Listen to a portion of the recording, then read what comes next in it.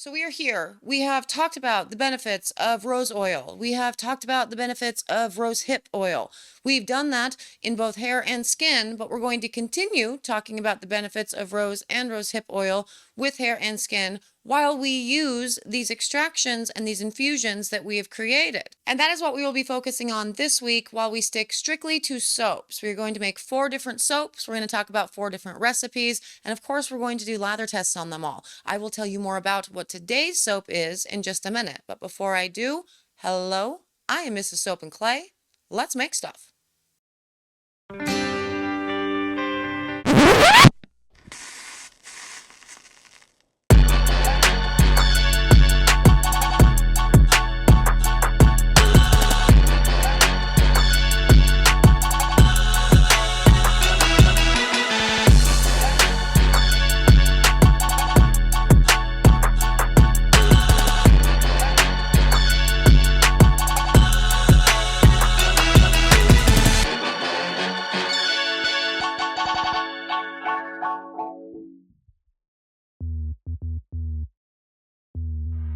How's it going, Sudzers? Welcome back to the channel. You are at Soap and Clay, where we make all the soapy things, and you are here for Soap Rose Week.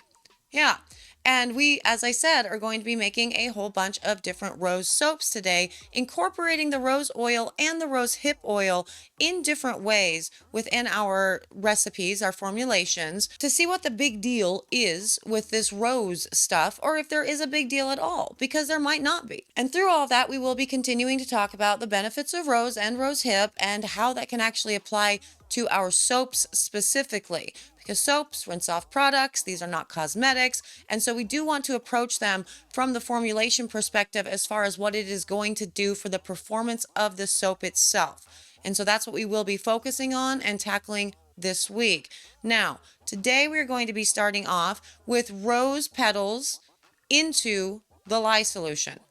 I'm pretty sure. I don't actually know. I don't have my notes in front of me. I'm pretty sure that's what today's video is, and if I'm not right, I'll obviously correct it as soon as we start the pouring. So let's get to the pouring so we can see what it is that I've done and, talk all about all of these incorporations, infusions, all things rose, while we make some cool soaps.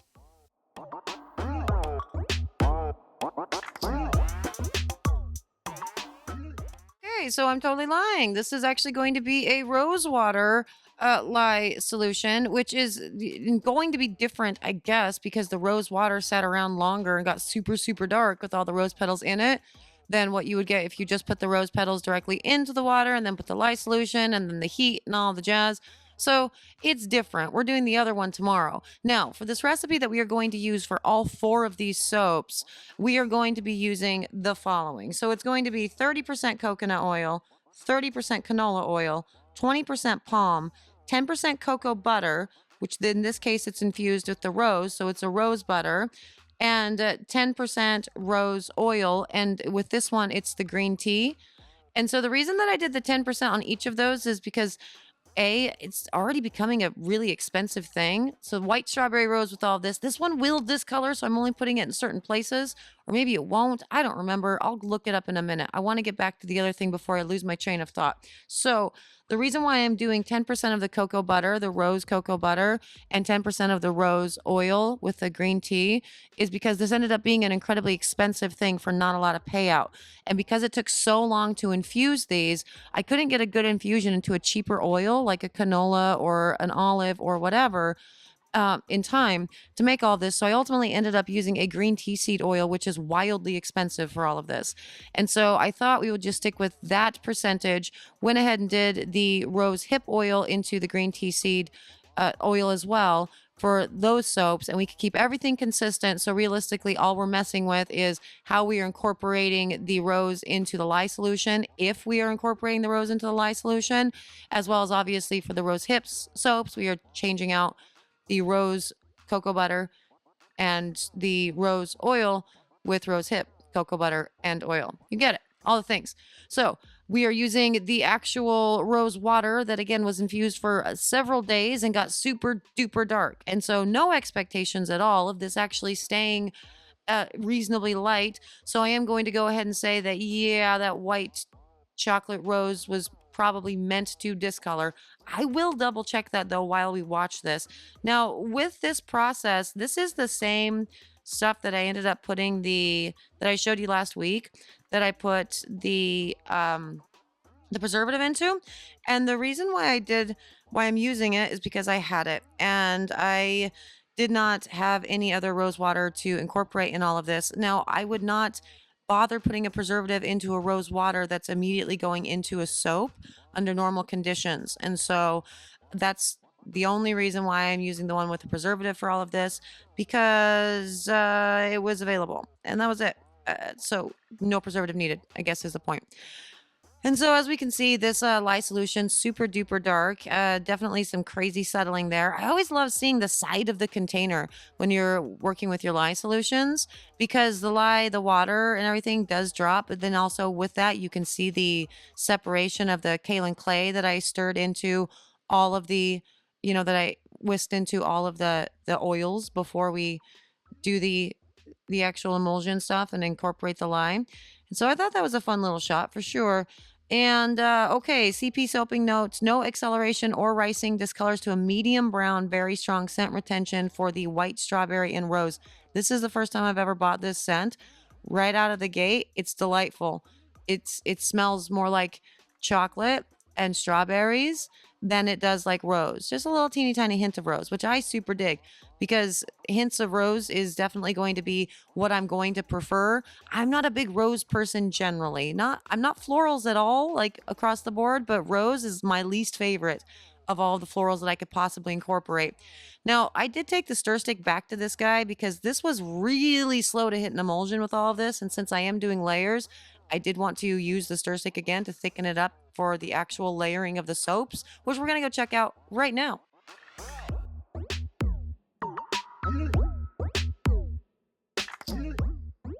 So on to the pour of this. So this white strawberry and rose from Sierra Candles, I am looking here right now and it is being discontinued. So if you are all at all interested in it, I recommend getting it. $14.99 for a 16-ounce bottle right now. But remember, once it's gone, it's gone. But if you want it, it's really good. Now, the reason why I wanted to make sure that everything was thick is because, as I said, I'm doing layers. I'm also doing mica lines because I am in a mica line mood. And that's it. And that's all. And so I thought I would do some pretty mica lines for this particular, for this line with all of the rose infusions and incorporations that we're doing.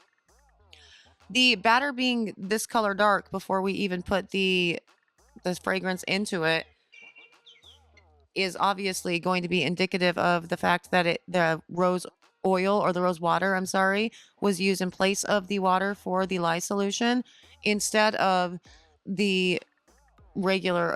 It's not going to be the butter or the oil infusions, I guess is what I'm saying for that. But you know what? I don't know. We had a lot of really interesting discolorations going on with the coffee stuff that I hadn't experienced before, incorporating them much the same as I usually do. So I don't know. I could be completely wrong with all of this. I do believe somebody mentioned within some of the comments from the coffee stuff that it could be potentially the tannins within the coffee that was causing the discoloration. I mean, yeah, this makes sense. It does actually make sense that it could be the tannins, and you did see all the tannins and all the extra oil and everything that really was not a saponifying oil as we were mixing this up with the stir stick, that really dark red, all those dark red swirls that were in all of there, that were in the soap batter. And so it could be that is going to ultimately be discoloring all of this, but I don't know. We'll find out. I am on a mission to get a light colored bar in general, so I'm not putting any color. I did not put any color into any part of this soap, save for obviously the mica lines that I'm laying down. With this soap, in and of itself, what I am expecting to get from the unmolding and from the working time and everything is what I've experienced before with putting just rose petals directly into the solution, into your lye solution, and going from there. I do expect it to be slower to trace. That is something that I have seen with the many batches of weird stuff in lye solutions, particularly when it's at all rose and or tannin related antioxidant. And I am also expecting this to come out of the mold very quickly and for it to be very shiny. That's been my experience with rose, or really honestly any sort of straight botanical infusion that I've ever used to enhance my lye solution. With this recipe in and of itself, I don't know if I already said it, but this is a 3% super fat that I'm going to work off of for all four soaps. And obviously, my water is going to be soaped at 2.4 times the lye solution because that's what I do. The reason why I do that is because I put copious amounts of kaolin clay into every batch of soap that I make. So at any point, if you are confused about the white stuff that I put in the very beginning, that's what it is. I'm mixing my kaolin clay directly into the oils. You do not have to mix your kaolin clay directly into the oils. I have gone through lots of different stages of incorporating my kaolin clay. Right now, I've been on for the past year plus a kick of just putting it directly into the oils and then just adjusting my colors as I need to for, colored designs or whatever after all of the oils have been, lightened. So with this particular method, that's great. It's awesome. It saves an extra thing that I have to clean up at the end. But I've also done it with diluting the kaolin clay in water as well as oil, and then adding it in after your soap has hit its emulsion. So those are options too. And so with all of this and the soap oils, based on the soap oils that I have in here, canola is a yellow, cocoa butter is a yellow, palm and coconut are going to be closer on the whiter spectrum. So and green tea is obviously a very light colored oil. It does have the infusion within it, so it is a little bit darker. So on their own, without the rose incorporation, I would expect this soap to be basically white regardless. And so this discoloration is not at all what I would be expecting. So I have to assume that this is because of the rose incorporation within to the water, I guess is my point with all of this. Because if that amount of kaolin clay put into those oils without any sort of lye enhancements, it would be white, like a very, very white, beautiful bar of soap. So, yeah, that's what we're working with here. And there's my sculpted top, which is absolutely gorgeous. Why did I mess it up? Why did I do that? Stop. That was so pretty. Okay, fine. Let's go to the cut and check this bad decision out and see what we're working with inside for my mica lines.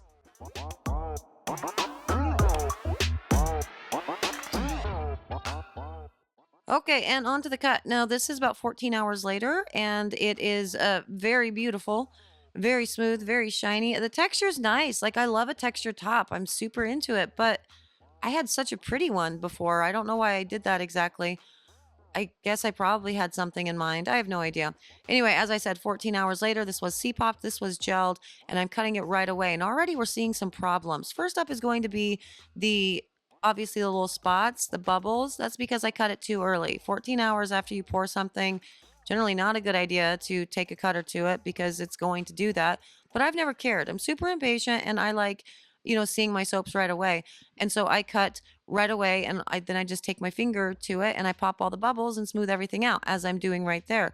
So it's no big deal for me, but if it's a big deal for you, don't think they're steric spots or, whatever. It's probably just air bubbles. You cut it too early and you can totally fix that by not cutting it early next time. The other problem that we're seeing here, the first bar may have been, initially I was looking at this and I went, oh, okay, so the batter was thick and so I didn't bang it down enough. So we have some holes because of thick batter. But as I continue to cut, and I'm going to really zoom in here so you can really see, a close up angle with all of this, those are not really indicative of soap just didn't get into areas. And you're going to see more of that as we continue to get towards the middle of the soap, which will be in the next couple, cuts. That's tunneling. So this did get overheated. And so that can be for a number of reasons. The most common reason that tunneling would occur would be if you have a high amount of unsaponifiables in your batch and you're also putting heat to it, then it's more common that you're going to be experiencing that. And so this was C-popped and gelled. And so this was essentially, I don't know, too much to handle with the process. This probably got to around 200 degrees inside while I was making the soap. Is tunneling a bad thing? No. I have done exactly what I'm doing right now, essentially just taking pieces of my end bar that gets cut off or, what have you, and shoving them into the holes and closing up all of those spots. And it completely, the bar is completely usable. You don't end up with a hole later on as you're using the bar because these holes don't go all the way through. I have had tunneling because of fragrance oils before, and I don't know if it was me or if it was one of the soap apprentices, but it was a massive tunneling thing, and it was definitely a fragrance oil related, problem. This one does not say that it's going to have any issues like that, and so I don't know. But also, I don't know. Sierra Candles is discontinuing it for a reason. It might be because it's a little bit spicy and soap batter. That said, it's beautiful. It smells great, and minor tunneling not a problem for me. So there's soap one. So that soap is absolutely gorgeous. I love everything about it. I was expecting the discoloration for sure, but ultimately with all of this, because I am building this for my, February line or whatever, I definitely want to have some lighter colored soaps. And so do look out for ways that I'm going to try to incorporate that within this week's content as well and see if I manage it. But for this soap in and of itself, so shiny coming out of the mold, so easy to unmold, no problems whatsoever. Obviously, you look at the surface of the soaps and you can see the bubbles. That's because I'm cutting it too fast. You can just wipe that and all the bubbles go away, or you can let it sit for a couple more days. But I'm impatient and I never do that. So this soap we will be testing at the end of the week alongside every other soap so we can see which one we like the most. So definitely stay tuned for that. Like, subscribe, all the things so you know when I drop that video. And for the rest of you, hello Sudsers, you've already done all those things and you guys are epic. And I know that you're already going to be in the comments talking to me about your rose journey, and I'm very, very appreciative of that. For the membered Sudsers that are participating in the challenge, you've got 2 days. 2 days left to submit. So make sure to get those formulations dialed in and get all of the appropriate submissions to the appropriate persons over on Discord. You guys know the drill.